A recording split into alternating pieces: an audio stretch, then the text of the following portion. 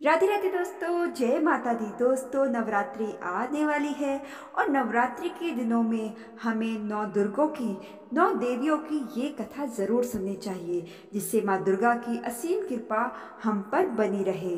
तो चलिए आइए शुरू करते हैं नौ देवियों की ये कथा। माँ दुर्गा के नौ स्वरूपों का महत्व और उनकी पौराणिक कथाएं। पहला स्वरूप, माता शैलपुत्री देवी। माँ दुर्गा अपने पहले स्वरूप में शैलपुत्री के नाम से पूजी जाती हैं। पर्वतराज हिमालय की पुत्री होने के कारण इनका नाम शैलपुत्री पड़ा। अपने पूर्व जन्म में ये प्रजापति दक्ष की कन्या के रूप में उत्पन्न हुई थी। तब इनका नाम था सती। इनका विवाह भगवान शंकर जी से हुआ था। एक बार प्रजापति दक्ष ने बहुत बड़ा यज्ञ किया, जिसमें उन्होंने सारे देवताओं को अपना अपना यज्ञ भाग प्राप्त करने के लिए निमंत्रित किया, किंतु शंकर जी को उन्होंने इस यज्ञ में आमंत्रित नहीं किया। देवी सती ने जब सुना कि हमारे पिता एक अत्यंत विशाल यज्ञ का अनुष्ठान कर रहे हैं, तब वहां जाने के लिए उनका मन विकल हो उठा। अपनी यह इच्छा उन्होंने भगवान शिव को बताई। भगवान शिव ने कहा, प्रजापति दक्ष किसी कारणवश हमसे रुष्ट हैं। अपने यज्ञ में उन्होंने सारे देवताओं को निमंत्रित किया है, किंतु हमें जानबूझकर नहीं बुलाया है।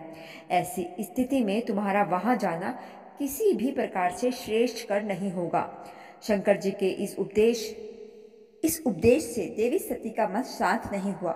पिता की यज्ञ देखने और वहां जाकर माता बहनों से मिलने की उनकी व्यग्रता किसी प्रकार से भी कम ना हो सकी।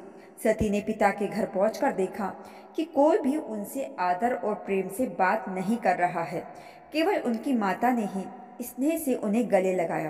परिजनों के इस व्यवहार से देवी सती को बहुत आघात पहुंचा। उन्होंने यह भी देखा कि वहां भगवान शिव के प्रति तिरस्कार का भाव भरा हुआ है। दक्ष ने उनके प्रति कुछ अपमानजनक वचन भी कहे। यह सब देखकर सती का हृदय ग्लानि और क्रोध से भर उठा। उन्होंने सोचा कि भगवान शंकर की बात न मानकर यहाँ आकर मैंने बहुत बड़ी गलती कर दी है। वह अपने पति भगवान शिव के इस अपमान को सहन न कर सकी। उन्होंने अपने उस रूप को तत्काल वहीं योगा अग्नि द्वारा जलाकर भस्म कर दिया। वज्रपात के समान इस दारुण दुखद घटना को सुनकर शंकर जी ने क्रोध होकर अपने गणों को भेजकर दक्ष के उस यज्ञ का पूर्णतः विध्वंस करा दिया। सती ने योगाग्नि द्वारा अपने शरीर को भस्म कर अगले जन्म में शैलराज हिमालय की पुत्री के रूप में जन्म लिया। इस बार वह शैलपुत्री नाम से विख्यात हुई। पार्वती हेमवती भी उन्हीं के नाम है। इस जन्म में शैलपुत्री देवी का विवाह भी शंकर जी से ही हुआ। माँ शैलपुत्री का वास काशी नगरी वाराणसी में माना जाता है। वहाँ शैलपुत्री का एक बेहद प्राचीन मंदिर है, जिसके बारे में मान्यता है कि यहाँ माँ शैलपुत्री के सिर्फ दर्शन करने से ही भक्तजनों की मुरादें पूरी हो जाती हैं।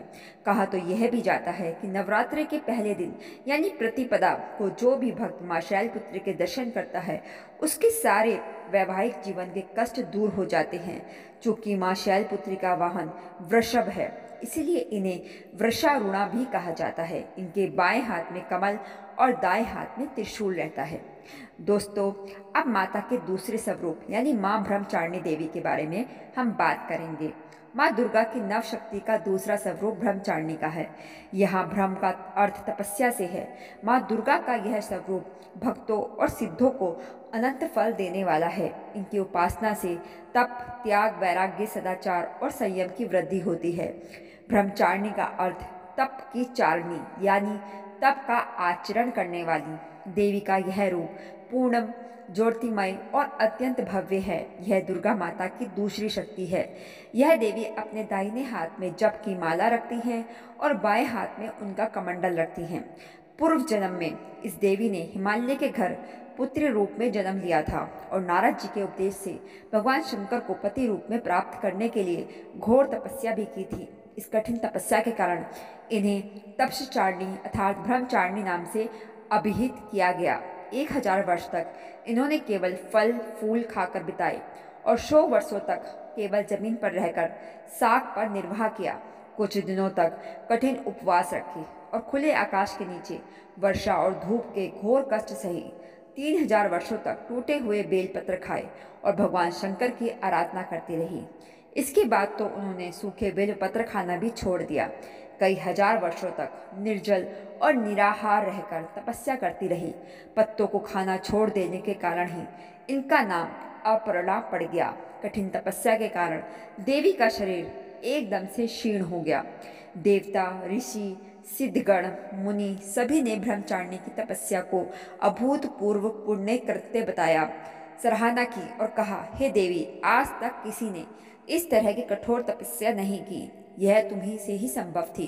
तुम्हारी मनोकामना परिपूर्ण होगी और भगवान चंद्रमौली शिव जी तुम्हें पति रूप में प्राप्त होंगे। अब तपस्या छोड़कर घर लौट जाओ।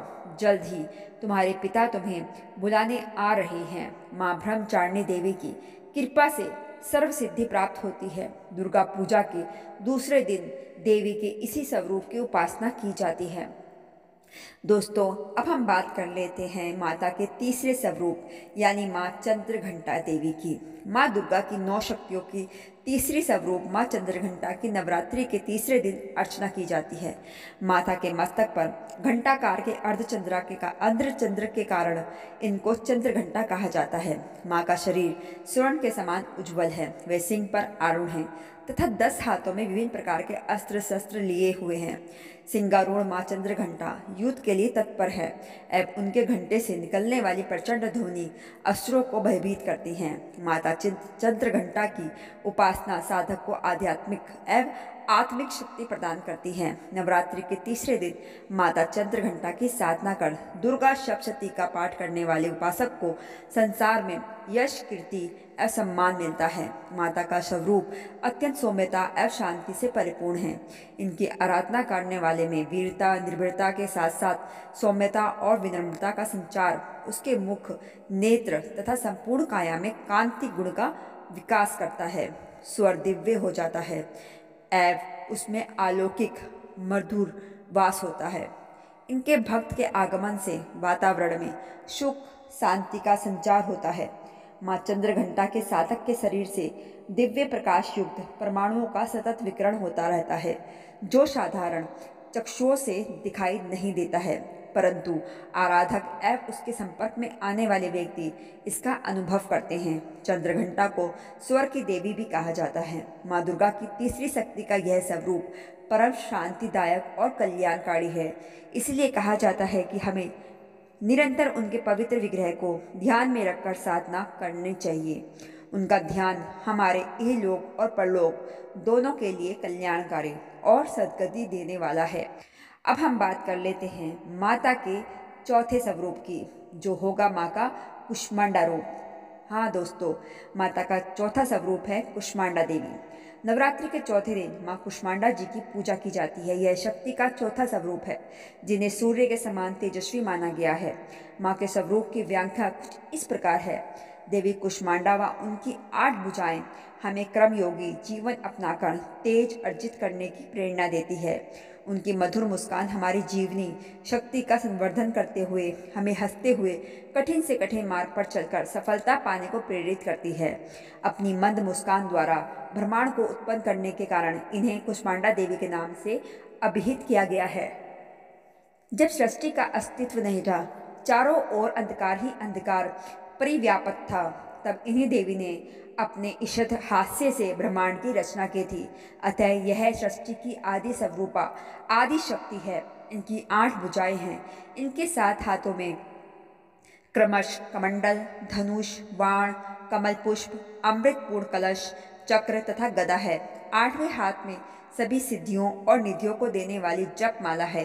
एक पौराणिक कथा के अनुसार ऐसा कहा जाता है कि जब सृष्टि का अस्तित्व नहीं था, तब इन्हीं देवी ने ब्रह्मांड की रचना की थी। यही सृष्टि की आदि स्वरूपा, आदि शक्ति है। इनका निवास सूर्यमंडल के भीतर के लोक में है। वहाँ निवास कर सकने की क्षमता और शक्ति केवल इन्हीं में है। इनके शरीर की कांति और प्रभा भी सूर्य के समान ही दैदीप्यमान है। माँ कुष्मांडा की उपासना से भक्तों के समस्त रोग शोक मिट जाते हैं। इनकी भक्ति से आयु, यश, बल और आरोग्य की वृद्धि होती है। माँ कुष्मांडा अत्यल्प सेवा और भक्ति से प्रसन्न होने वाली हैं। इनका वाहन सिंह है। नवरात्र पूजन के चौथे दिन कुष्मांडा देवी के स्वरूप की ही उपासना की जाती है दोस्तों। इस दिन माँ कुष्मांडा की उपासना से आयु, यश, बल और स्वास्थ्य में वृद्धि होती है। अब हम बात कर लेते हैं माता के पंचम स्वरूप माँ स्कंद माता की। नवरात्रि के 5वें दिन सबसे पहले स्नान करें और स्वच्छ वस्त्र धारण करें। अब घर के मंदिर या पूजा स्थान में चौकी पर स्कंद माता की तस्वीर या प्रतिमा स्थापित करें। गंगा जल से शुद्धिकरण करें। फिर एक कलश में पानी लेकर उसमें कुछ सिक्के डालें और उसे चौकी पर रख दें। अब पूजा कर लें। इसके बाद स्कंद माता को रोली कुमकुम लगाएं और नैवेद्य अर्पित करें। अब धूप दीपक से माँ की आरती उतारें और आरती के बाद घर के सभी लोगों को प्रसाद बांटें और आप भी ग्रहण करें। स्कंद माता को सफ़ेद रंग पसंद है, इसलिए आप सफ़ेद रंग के कपड़े पहनकर माँ को केले का भोग लगाएं। मान्यता ये है कि ऐसा करने से माँ निरोगी रहने का आशीर्वाद देती हैं। माँ स्कंद माता की गोद में भगवान स्कंद बाल रूप में विराजित है। स्कंद मातृ स्वरूपिणी देवी की 4 भुजाएं हैं। माँ का वर्ण पूर्णतः शुभ्र है और कमल के पुष्प पर विराजित रहती हैं। इन्हें विद्या वाहिनी दुर्गा देवी भी कहा जाता है। एक बार तारकासुर नामक राक्षस था, जिसकी मृत्यु केवल शिव पुत्र से ही संभव थी। तब माँ पार्वती ने अपने पुत्र भगवान स्कंद, जो कि कार्तिकेय जी का दूसरा नाम है, को युद्ध के लिए प्रशिक्षित करने हेतु स्कंद माता का रूप लिया और उन्होंने भगवान स्कंद को युद्ध के लिए प्रशिक्षित किया। स्कंद माता से युद्ध प्रशिक्षण लेने के पश्चात भगवान स्कंद ने तारकासुर का वध किया। कार्तिकेय जी को देवताओं का कुमार सेनापति भी कहा जाता है। कार्तिकेय जी को पुराणों में सनत कुमार, स्कंद कुमार आदि नामों से भी जाना जाता है। माँ अपने इस रूप में शेर पर सवार होकर अत्याचारी दानवों का संहार करती हैं। पर्वतराज की बेटी होने के कारण इन्हें पार्वती भी कहते हैं और भगवान शिव की पत्नी होने के कारण इनका एक नाम माहेश्वरी भी है। इनके गौर वर्ण के कारण इन्हें गौरी भी कहा जाता है। माँ को अपने पुत्र से अधिक प्रेम है, इसलिए इन्हें स्कंद माता कहा जाता है, जो अपने पुत्र से अत्यधिक प्रेम करती हैं। माँ केवल पुष्प पर विराजित अभय मुद्रा में होती हैं, इसलिए इन्हें पद्मासन देवी और विद्या वाहिनी दुर्गा भी कहा जाता है। अब हम बात कर लेते हैं माता के छठे स्वरूप की, जो है कात्यायनी देवी का। नवरात्रि के छठे दिन देवी के छठे स्वरूप यानी कि माँ कात्यायनी का पूजन किया जाता है। इनकी उपासना और आराधना से भक्तों को बड़ी आसानी से अर्थ, धर्म, काम और मोक्ष चारों फलों की प्राप्ति होती है। उसके रोग, शोक, संताप और भय नष्ट हो जाते हैं। नवरात्रि का छठवां दिन माता कात्यायनी को समर्पित होता है। माँ कात्यायनी को ही महिषासुर मर्दिनी कहा जाता है। देवी कात्यायनी जी के संदर्भ में एक पौराणिक कथा प्रचलित है, जिसके अनुसार एक समय कथ नाम के प्रसिद्ध ऋषि हुए तथा उनके पुत्र ऋषि कात्य हुए। उन्हीं के नाम से प्रसिद्ध कात्य गोत्र से विश्व प्रसिद्ध ऋषि कात्यायन उत्पन्न हुए थे। देवी कात्यायनी जी देवताओं और ऋषियों के संकटों को दूर करने के लिए महर्षि कात्यायन के आश्रम में उत्पन्न होती हैं। महर्षि कात्यायन ने देवी का पालन पोषण किया था। जब महिषासुर नामक राक्षस का अत्याचार बहुत बढ़ गया था, तब उसका विनाश करने के लिए ब्रह्मा, विष्णु और महेश ने अपने तेज और प्रताप का अंश देकर देवी को उत्पन्न किया था और ऋषि कात्यायन ने भगवती जी की कठिन तपस्या व पूजा की। इसी कारण यह देवी कात्यायनी कहलाई। महर्षि कात्यायन जी की इच्छा थी कि भगवती उनके घर में ही पुत्री के रूप में जन्म ले। देवी ने उनकी यह प्रार्थना स्वीकार कर ली तथा अश्विनी कृष्ण चतुर्दशी को जन्म लेने के पश्चात शुक्ल सप्तमी, अष्टमी और नवमी 3 दिनों तक कात्यायन ऋषि ने इनकी पूजा की। दसवीं को देवी ने महिषासुर का वध किया और देवों को महिषासुर के अत्याचारों से मुक्त किया। माँ कात्यायनी का स्वरूप अत्यंत दिव्य और स्वर्ण के समान चमकीला है। ये अपनी प्रिय सवारी सिंह पर आरूढ़ रहती है। इनकी 4 भुजाएं भक्तों को वरदान देती हैं। इनका एक हाथ अभय मुद्रा में है तो दूसरा वृद्ध मुद्रा में है। अन्य हाथों में तलवार और कमल का फूल है। इनका गुण शोध कार्य है, इसलिए इस वैज्ञानिक युग में कात्यायनी का महत्व सर्वाधिक हो जाता है। इनकी कृपा से ही सारे कार्य पूरे हो जाते हैं। तो दोस्तों, अब हम बात कर लेते हैं माता के 7वें स्वरूप की, जो है माँ कालरात्रि का। तो चलिए बात करते हैं माँ कालरात्रि देवी की। माँ कालरात्रि दुर्गा जी का सातवां स्वरूप है। इनके काले रंग के कारण इन्हें कालरात्रि कहा जाता है। असुरों के राजा रक्त बीज का वध करने के लिए देवी दुर्गा ने अपने तेज से माँ कालरात्रि को उत्पन्न किया था। इनकी पूजा शुभ फलदायी होने के कारण इन्हें शुभंकरी भी कहते हैं। देवी कालरात्रि का शरीर रात के अंधकार की तरह काला है। इनके बाल बिखरे हुए हैं तथा इनके गले में विद्युत की माला है। इनके 4 हाथ हैं, जिसमें इन्होंने एक हाथ में कटार तथा दूसरे हाथ में लोहे का कांटा धारण किया हुआ है। इसके अलावा इनके अन्य 2 हाथ वर मुद्रा और अभय मुद्रा में हैं। इनके 3 नेत्र हैं तथा इनकी श्वास से अग्नि निकलती है। कालरात्रि का वाहन गंधर्व अर्थात गदा है। इस देवी के 3 नेत्र हैं। ये तीनों ही नेत्र ब्रह्मांड के समान गोल हैं। इनकी सांसों से अग्नि निकलती रहती है। ये गंधर्व की सवारी करती हैं। ऊपर उठे हुए दाहिने हाथ की वर मुद्रा भक्तों को वर देती हैं। दाहिने हाथ की वर मुद्रा भक्तों को वर देती है। दाहिने तरफ का नीचे वाला हाथ अभय मुद्रा में है, जो भक्तों को हमेशा निडर निर्भय रहने का वरदान देता है। कथा के अनुसार दैत्य शुंभ, निशुंभ और रक्त बीज ने तीनों लोकों में हाहाकार मचा रखा था। इससे चिंतित होकर सभी देवतागण शिव जी के पास गए। शिव जी ने देवी पार्वती जी से राक्षसों का वध कर अपने भक्तों की रक्षा करने को कहा। शिव जी की बात मानकर पार्वती जी ने दुर्गा का रूप धारण किया तथा शुंभ निशुंभ का वध कर दिया। परंतु जैसे ही दुर्गा जी ने रक्त बीज को मारा, उसके शरीर से निकले रक्त से लाखों रक्त बीज उत्पन्न हो गए। इसे देख दुर्गा जी ने अपने तेज से कालरात्रि को उत्पन्न किया। इसके बाद जब दुर्गा जी ने रक्त बीज को मारा तो उसके शरीर से निकलने वाले रक्त को कालरात्रि ने अपने मुख में भर लिया और सबका गला काटते हुए रक्त बीज का वध कर दिया। नवरात्रि के 7वें दिन इनकी पूजा अर्चना की जाती है। इस दिन साधक को अपना चित्त भानु चक्र अर्थात मध्य ललाट में स्थिर कर साधना करनी चाहिए। भक्तों द्वारा इनकी पूजा के उपरांत उसके सभी दुख संताप भगवती हर लेती है, दुश्मनों का नाश करती है तथा मनोवांछित फल प्रदान कर उपासक को संतुष्ट करती है। अब हम बात कर लेते हैं माता के 8वें स्वरूप की, जो है माँ गौरी का। श्री दुर्गा का अष्टम रूप श्री महागौरी है। इनका वर्ण पूर्णतः गौर है, इसलिए ये महागौरी कहलाती हैं। नवरात्रि के अष्टम दिन इनकी पूजा की जाती है। इनकी पूजा से असंभव कार्य भी संभव हो जाते हैं। माँ महागौरी की पूजा करने से किसी भी रूप और मनोवांछित फल की प्राप्ति होती है। इनकी उपासना से असंभव कार्य भी संभव हो जाते हैं। माँ महागौरी की 4 भुजाएं हैं। इनकी दाईं भुजा अभय मुद्रा में है और नीचे वाली भुजा में त्रिशूल शोभित है। बाई भुजा में डमरू डमडम बज रही है और नीचे वाली भुजा से देवी गौरी भक्तों की प्रार्थना सुनकर वरदान देती हैं। देवी पार्वती रूप में इन्होंने भगवान शिव को पति रूप में प्राप्त करने के लिए कठोर तपस्या की थी। एक बार भगवान भोलेनाथ जी पार्वती जी को देखकर कुछ कह देते हैं, जिससे देवी का मन आहत होता है और पार्वती जी तपस्या में लीन हो जाती है। इस प्रकार वर्षों तक कठोर तपस्या करने पर जब पार्वती नहीं आती तो पार्वती को खोजते हुए भगवान शिव उनके पास पहुंचते हैं। वहां पहुंचे तो वहां पार्वती को देख के आश्चर्यचकित रह जाते हैं। पार्वती जी का रंग अत्यंत ओजपूर्ण होता है। उनकी छटा चांदी के समान श्वेत और कुंद के फूल के समान धवल दिखाई पड़ती है। उनके वस्त्र और आभूषण से प्रसन्न होकर देवी उमा का गौर वर्ण का वरदान देते हैं। एक कथा अनुसार भगवान शिव को पति रूप में पाने के लिए देवी ने कठोर तपस्या की थी, जिससे इनका शरीर काला पड़ जाता है। देवी की तपस्या से प्रसन्न होकर भगवान इन्हें स्वीकार करते हैं और शिव जी इनके शरीर को गंगा जल से धोते हैं। तब देवी विद्युत के समान अत्यंत कांतिमान गौर वर्ण की हो जाती है तथा तभी से इनका नाम गौरी पड़ा। महागौरी जी से संबंधित एक अन्य कथा भी प्रचलित है, जिसके अनुसार एक सिंह काफी भूखा था। वह भोजन की तलाश में वहां पहुंचा जहां देवी उमा तपस्या कर रही होती है। देवी को देखकर सिंह की भूख बढ़ गई, परंतु वह देवी की तपस्या से उठने का इंतजार करते हुए वहीं बैठ गया। इस इंतजार में वह काफी कमजोर हो गया।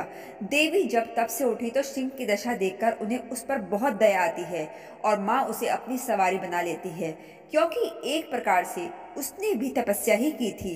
इसलिए देवी गौरी का वाहन बैल और सिंह दोनों ही हैं।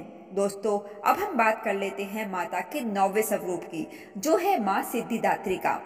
नवरात्रि का 9वां दिन माँ सिद्धिदात्री का है, जिनकी आराधना से व्यक्ति को सभी प्रकार की सिद्धियां प्राप्त होती है। उसे बुरे कर्मों से लड़ने की शक्ति मिलती है। माँ सिद्धिदात्री की आराधना से व्यक्ति की सभी मनोकामनाएं पूर्ण होती है। कमल के आसन पर विराजमान माँ सिद्धिदात्री के हाथों में कमल, शंख, गदा, सुदर्शन चक्र है, जो हमें बुरा आचरण छोड़ सत्कर्म का मार्ग दिखाता है। आज के दिन माँ की आराधना करने से भक्तों को यश, बल व धन की प्राप्ति होती है। हमारे शुभ तत्वों की वृद्धि करते हुए हमें दिव्यता का आभास कराता है। माँ की स्तुति हमारी अंतर आत्मा को दिव्य पवित्रता से परिपूर्ण करती है, हमें सत्कर्म करने की प्रेरणा देती है। माँ की शक्ति से हमारे भीतर ऐसी शक्ति का संचार होता है जिससे हम तृष्णा व वासनाओं को नियंत्रित करने में सफल रहते हैं तथा जीवन में संतुष्टि की अनुभूति कराते हैं। माँ का दैदीप्यमान स्वरूप हमारे सुषुप्त मानसिक शक्तियों को जागृत करते हुए हमें इंद्रियों पर नियंत्रण करने की शक्ति व सामर्थ्य प्रदान करता है।